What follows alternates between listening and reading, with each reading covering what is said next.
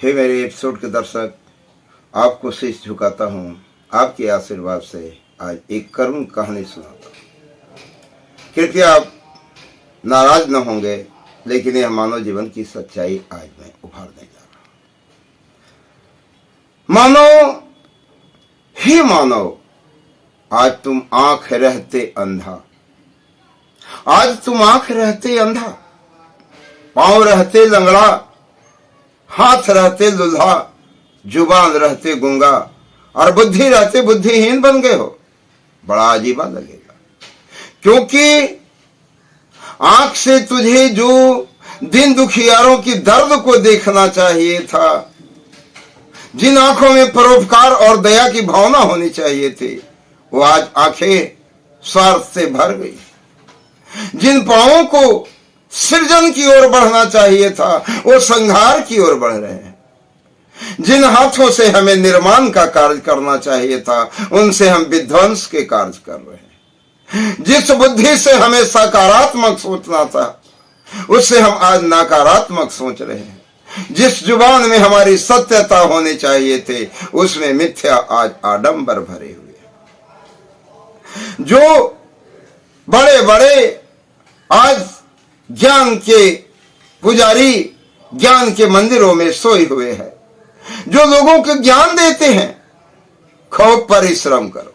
क्या उन्होंने कभी सच पूछो पसीना गिराया है? कभी नहीं दोस्तों। जब एसी से वो बाहर निकलते हैं तो बेहोशी दबाने लगती है और दूसरों को कर्म की शिक्षा देते हैं। हे महामानवों, तुम कर्म की ज्योति जलाओ, तुम कर्म की ज्योति जला। तुम अपने पहले राह तो बना ले, तू अपने राह तो बना ले, अपने जीवन की बगिया को सजा ले। देख कर बाधा विविध, अरे देख कर बाधा विविध, बहु विघ्न घबराते नहीं, रह भरोसे भाग के दुख भोग पछताते नहीं। काम कितना ही कठिन, काम कितना ही कठिन हो, किंतु उकताते नहीं। भीड़ में चंचल बने जो वीर कभी दिखलाते नहीं। हो गए, अरे हो गए एक आने में उनके बुरे दिन भी भले, सब जगह सब काल में वे ही मुझे मिले फूले फले। आज करना है जिसे, आज करना है जिसे, करते उसे है आज है। आज कल करते हुए जो दिन गवाते हैं नहीं, कंटकों में भी जो, कंटकों में भी जो नई राह बना लेते हैं।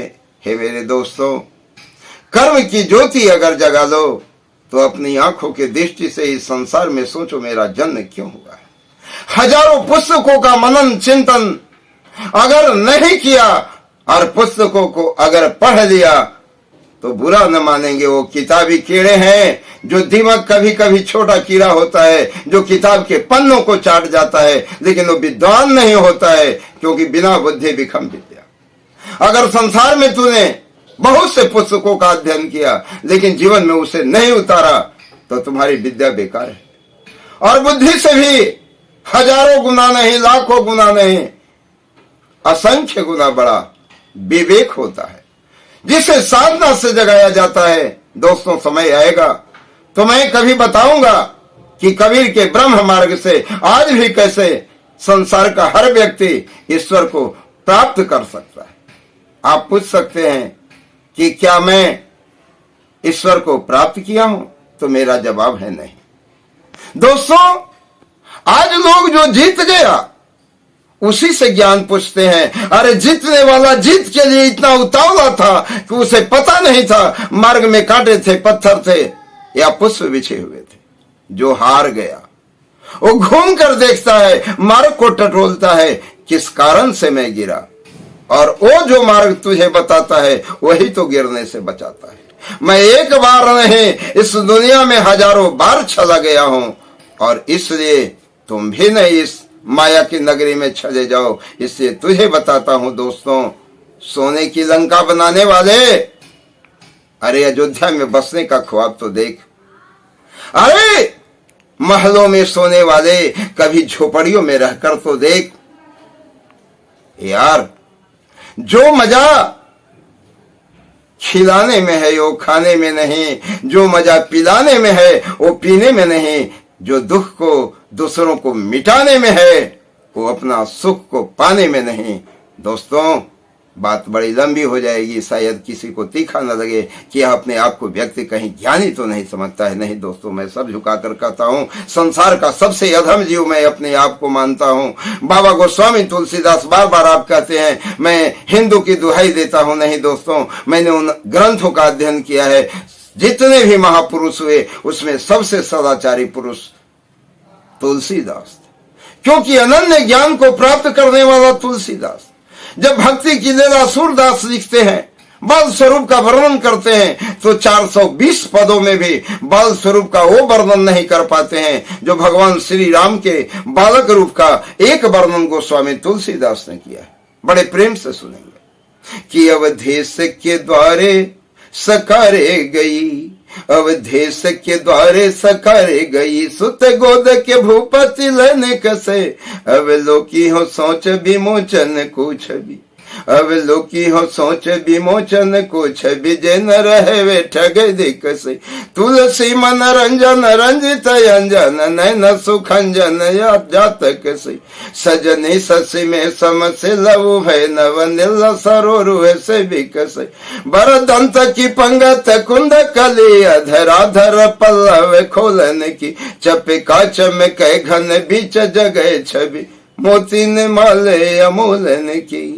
छंद, दोहा, सोरठा, चौपाई में ज्ञान की धारा प्रवाहित करने वाला, 7 करोड़ रामायण का अध्ययन करने वाला तुलसीदास ने अपना परिचय इस रूप में सदाचार के साथ दिया था कि सिया राम, अरे सिया राम मैं सब जग जाने, अकरऊं प्रणाम जोरी जोग पानी। हे परम पुरुष, तेरी हृदय में जो शुद्ध आत्मा है और शुद्ध आत्मा में जो परमात्मा विराजमान है, उस परमात्मा को मैं मस्तक झुकाता हूँ और मेरी कोई अलंकार, मेरा कोई वर्णन न करे। कभी बताऊंगा गोस्वामी तुलसीदास का जो शत्रु था उसने तुलसीदास की जीवनी लिखी है।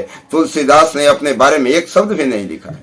उन्होंने प्रारंभ में ही कहा है कि कभी न हो नहीं, अरे चतुरे कहाऊं, अमति रूपे राम गुण गाऊं। अहंकार को जो त्याग कर आगे बढ़ता है वही तो सदाचारी पुरुष होता है। लेकिन आज का मनुष्य इतना अहंकारी हो गया है कि वह दुनिया मिटाने पर तुला हुआ है। उन अहंकारी पुरुषों की ओर मेरा संकेत है, उन अहंकारी पुरुषों की ओर मेरा संकेत है कि तेरा विवेक भी एक दिन गिर जाता है, क्योंकि तुमने भक्ति की नैया को नहीं देखी है। भक्ति में वह शक्ति है कि जैसे माँ अपने बच्चे को दौड़कर बचाती है, वैसे ही भगवान अपने भक्त को दौड़कर बचाते हैं।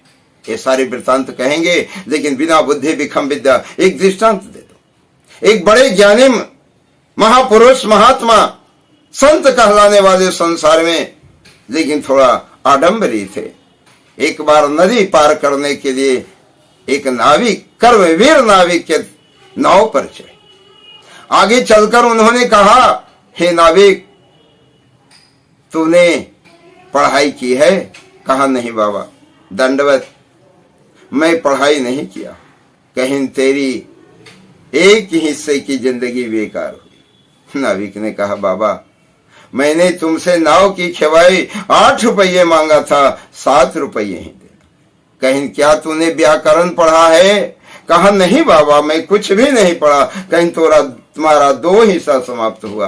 कहा, बाबा, तो 2 रुपया कम दीजिएगा, 6 रुपया दीजिएगा। बाबा का मन अब लालची होने जा रहा था। कहीं तुमने अर्थशास्त्र पढ़ा है? कहा, बाबा, मैंने कुछ नहीं पढ़ा, कुछ नहीं पढ़ा। एक ही बात को दोहराए जा रहे हो। लेकिन बाबा थे कि मानते नहीं थे। भूगोल पढ़ा है, हिस्ट्री पढ़ा है, ज्योग्राफी पढ़ा है, वो पूछते जा रहे थे, 1 रुपया कम करते जा रहा था। और अंत में जब 1 रुपया भी मन में लोभ आ गया, इसका 1 रुपया भी नहीं दूं, अब तो मैं आधी नदी पार कर चुका हूं। उसी समय नाविक ने कहा, हे ब्राह्मण, तूने मुझे तो बहुत उपदेश दिया, तू बतला, क्या तुम तैरना जानते हो? और अगर नहीं तो तेरे एक भी ज्ञान अब काम नहीं आएंगे, क्योंकि तूफान आने वाली है, नदी में बहुत भयंकर बाढ़ आने वाली है, और मैं तो नदी तैर कर निकल जाऊंगा, क्योंकि नाव उस धार पर नहीं चढ़ पाएंगे। जहां नाव नहीं चढ़ पाते हैं वहां पर साहसी व्यक्ति उस धार को भी पार कर चढ़ जाता है। लेकिन हे ब्राह्मण, तूने पुस्तकों का अध्ययन तो किया, लेकिन जीवन जीने की कला नहीं सीखी, इससे इसी नदी में डूबकर मरोगे। हे भाइयों, बहुत लंबा एपिसोड हो रहा है। मैं बात को विराम देने से पहले कुछ दृष्टांत देना चाहता हूं कि आज हर मनुष्य की इच्छा है कितना कमाऊं, कितना कमाऊं, कितना कमाऊं, कि सारी दुनिया मेरे पास, मेरी मुट्ठी में अगर आ जाएगी दोस्तों, आपकी मुट्ठी में आ जाएगी तो तेरी प्यास बुझेगी नहीं, बढ़ जाएगी, बढ़ जाएगी। हजारों दुनिया के मालिक भी बन जाओगे तो तड़प तड़प कर मर जाओगे, लेकिन तेरी तृष्णा कभी नहीं बुझेगी। क्योंकि किसी ज्ञानी व्यक्ति ने कहा है, अरे एक हुआ 10 की चाह रही, एक हुआ 10 की चाह रही, बढ़ते बढ़ते सहस्र हुए। हाय पैसे का अंत तो होता है, तृष्णा का अंत न होती है दोस्तों, तृष्णा का अंत न होती है। हे दोस्तों, अपने मन को शांत करो। आप पूछ सकते हैं कि क्या साधक को वस्तुओं की जब कमी होगी तो उसे दरिद्र नहीं समझा जाएगा, उसे समाज में अपमानित नहीं होना पड़ेगा। तो मुझसे दरिद्र मैं मानता हूं कि इस संसार में कोई नहीं होगा जिसका शरीर भी अपना नहीं है। मेरा शरीर 16 साल से मैं हृदयाघात की बीमारी से जूझ रहा हूं, लेकिन मैं कभी कभी दवा लेता हूं, हमेशा दवा भी नहीं लेता हूं। लेकिन ये सत्य की ही ताकत है कि आज भी मैं किसी भी स्टेज पर जाता हूं, मैं अटल बिहारी वाजपेयी, मुरली मनोहर जोशी, कई एक लोगों की सभा को संबोधित किया है, उनके साथ रहा है, उनका सानिध्य पाया है। बड़े जोर से मैं जब आवाज देता था, जब मेरी जवानी की ताकत थी, उस समय भी मैं पूरे हिंदुस्तान वासियों को ललकार कर कहता था, अरे आन कुंवर है, शान कुंवर है, गिरे है बान कुंवर है दोस्तों, आन कुंवर है, बान कुंवर है, गिरे है बान कुंवर है दोस्तों। वक्त आने पर हिंदुस्तान का, अरे वक्त आने पर हिंदुस्तान का हर नौजवान कुंवर है दोस्तों, हर नौजवान कुंवर है दोस्तों।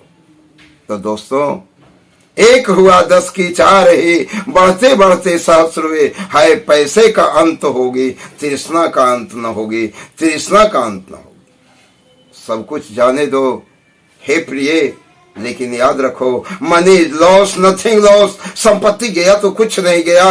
अगर तेरी बुद्धि तेरे पास है तो लाखों बार संपत्ति गई है तो फिर वापस आएगी। लेकिन तुम्हारा स्वास्थ्य मेरे जैसा अगर चला गया तो अंदर में जो मेरी वेदना है, वैसे ही वेदना अगर भगवान न करे किसी दूसरे को हो, तो संसार के सारे भौतिक सुख तेरे को बेकार लगेंगे। लेकिन जो आध्यात्मिक सुख है वो तुझसे कोई छीन नहीं सकता है, क्योंकि character is loss, all thing loss. जिसका चरित्र बच गया उसका सब कुछ बच गया। इस चरित्र का एक दृष्टांत है, महाराणा प्रताप जब देखे कि अकबर की निर्दयी सेना मेरी भोली भाली जनता का वध कर रहा है, तो उन्होंने संदेश वहां को भेजा, जाकर अकबर से बोल, दुश्मनी है तो मेरा सर काट कर ले जाए, अगर साहस है तो मुझसे लड़, मेरी निर्दोष प्रजा का हनन क्यों कर रहा है।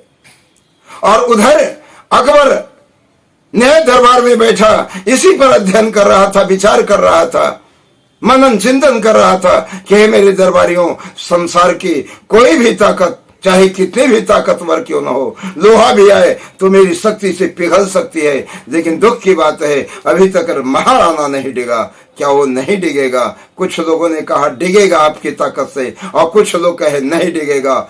अकबर ने कहा मैं उसे भी डिगाऊंगा। और उसी समय द्वारपाल ने अकबर का आकर कहा महाराणा का दूत आया है। अकबर ठहाका लगाकर हंसा, महाराणा डोल गया, महाराणा विचलित हो गया, महाराणा तड़पने लगा। बुलाओ दरबारी को, रोकर मेरे चरणों में गिरेगा और महाराणा मुझसे सुख की, आराम की भीख मांगेगा। लेकिन जब महाराणा का दूत गया तो अपना पगड़ी ऊपर उठा लिया और इसके बाद अकबर को सलाम किया। और सारी बातें कहने के बाद जब चलने लगा तो फिर सर पगड़ी को ऊपर उठा लिया। अकबर ने पूछा ये क्या है, ये अपनी पगड़ी क्यों उठा रहा है? उसने कहा यह पगड़ी मेरे महाराणा का दिया हुआ है और महाराणा का सर जब किसी के सामने नहीं झुक सकता तो महाराणा की पगड़ी कैसे झुक सकती है, महाराणा की पगड़ी कैसे झुक सकती है। बांधना अकबर अपने सर पे, अरे बांधना अकबर अपने सर पे, राणा का ये प्रण है, आसमान से उतरी पावन, धरती का वर अमर है, यह धरती का वर अमर है, राणा का प्रण अमर है, राणा का प्रण अमर है। बच्चे, जब इंसानियत के पथ पर, ईमानदारी के रास्ते पर चलोगे तो तेरे अंदर एक नई उमंग, एक नई उत्साह और एक नई ताकत होगी। उस ताकत की बराबरी दुनिया की कोई भी व्यक्ति नहीं कर सकता है। तो दोस्तों, मैं इतने पर ही अपनी वाणी को विराम देता हूँ। अगर मुझसे कोई इसी प्रकार की त्रुटि हुई होगी तो आप क्षमा करेंगे। थोड़ा जज्बात की हवा में मैं बह जाता हूँ और सच्चाई सामने आ जाती है। तमाम बातें अगले एपिसोड में आपसे चलते चलते विदा लेते लेते और नई विनय है कि कृपया मेरे एपिसोड को आप लाइक करना ना भूलेंगे, और अगर सब्सक्राइब नहीं किए हैं तो सब्सक्राइब भी कर लेंगे। और अन्य लोगों को जो आगे बढ़ाने के लिए मैंने आपको निर्देश दिया है उसको गौतम बुद्ध के उपदेशों की भांति देश विदेश तक फैलाने की कोशिश करेंगे। मैंने कहा, अगर कोई समाज में विद्वान व्यक्ति है और मेरे एपिसोड को सुन रहा है तो विश्व की जितनी भी भाषाएं हैं, सबसे तो पहले हमारे भारत विविधताओं का देश है, जहां विविध भाषाएं हैं उनका अनुवाद विविध भाषाओं में कर दिया जाए, तहां वहां के भी इच्छुक व्यक्ति अपना कोई लाभ उठा सकें और मेरी भाषा को विदेशों में ट्रांसलेट कर दिया जाए। कभी गीता को बहुत संकुचित क्षेत्र में रखा गया था, लेकिन विश्व गुरु रविन्द्रनाथ टैगोर ने गीता का अंग्रेजी ट्रांसलेट किया था। उस समय उनकी कितनी गहन समस्या उत्पन्न हुई थी, इसका विस्तार से विवरण मैं अगले एपिसोड में दूंगा। और जब रविन्द्रनाथ टैगोर ने गीता का अंग्रेजी में अनुवाद किया, सारी दुनिया ने इनका महत्व समझा। तो भारत में सबसे पहला कौन सा पुरस्कार, ये आपको प्रश्न रहेगा। दोस्तों, आपके सामने मैं एक प्रश्न डाल रहा हूं कि सबसे पहले भारत में रविन्द्रनाथ टैगोर को कौन सा पुरस्कार दिया गया था, जो पुरस्कार उससे पहले किसी को नहीं दिया गया था। इस प्रश्न का जवाब कृपया आप कमेंट में भेजें। जय हिंद, जय भारत।